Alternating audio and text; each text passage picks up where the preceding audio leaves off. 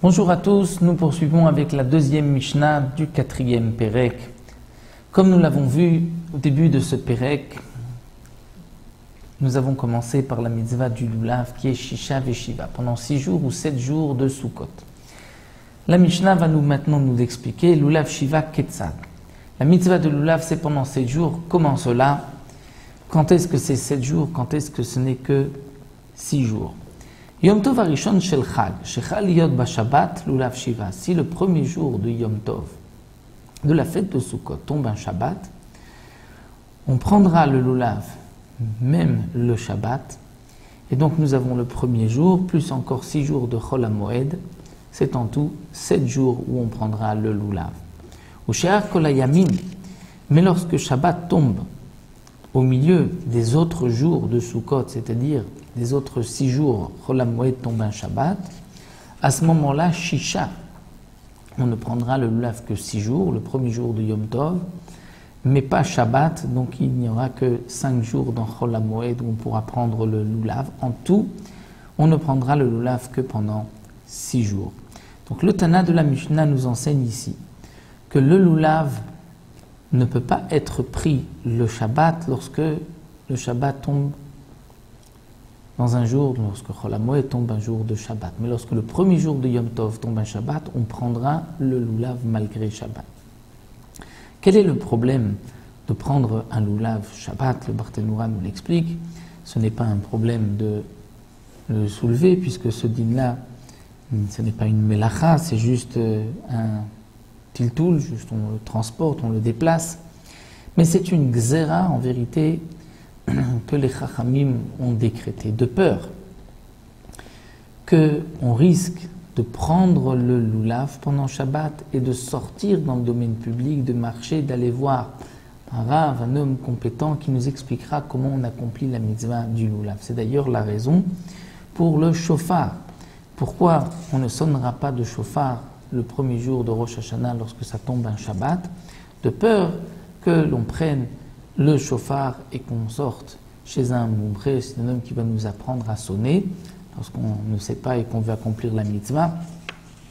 Et c'est la raison aussi de la Megillah. Pourquoi la Megillah, lorsque Purim tombe un Shabbat, on ne lira pas la Megillah le Shabbat, de peur qu'on va transporter la Megillah. Donc les Chachamim, pour ne pas, on risque un jour de transgresser Shabbat, ont interdit de prendre le shofar, le lulav ou la Megillah le Shabbat. Malgré tout, lorsque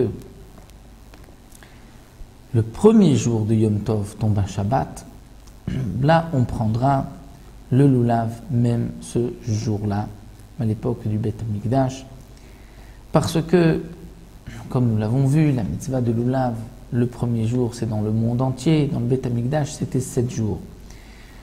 Donc cette mitzvah de lulav Shiva dans le Beth Amikdash, lorsque le premier jour tombe un Shabbat, puisque le premier jour, il est plus fort, puisque partout dans le monde, on a la mitzvah de prendre le lulav, donc on pourra transgresser Shabbat, c'est-à-dire que les Chachamim n'ont pas fait de gzera.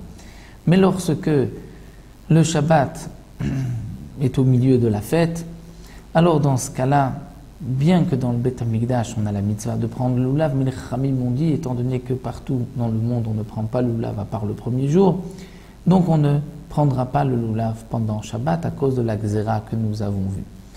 Bien sûr, comme nous l'avons vu plus haut, aujourd'hui, en souvenir du Beth Amikdash, on prend le lulav toute la semaine de Sukkot, sauf le Shabbat. Pourquoi aujourd'hui, lorsque le premier jour de Sukkot tombe un Shabbat, on ne prend pas malgré tout le lulav, bien qu'on voit qu'à l'époque on prenait le lulav?